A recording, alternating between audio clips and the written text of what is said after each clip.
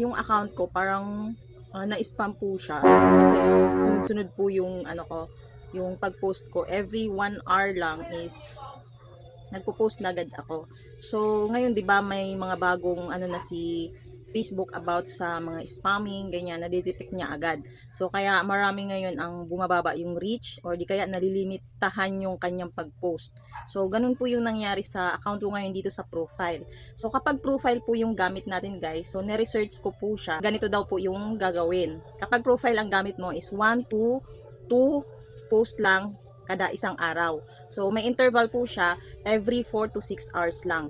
So yan po yung sa profile. Kung page naman po ang gamit natin is 1 to 3 post per day lang. So dapat yung mai-post natin is mga relevant videos, hindi masayang yung mga post natin. So ang interval naman niya is 3 hours yung interval niya bago ka mag-post. So hindi sunod-sunod.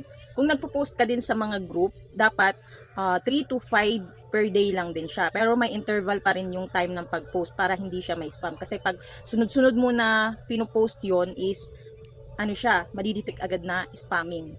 Mga dapat din nating iwasan is dapat hindi pare-pareho yung mga caption natin sa pag-post sa groups.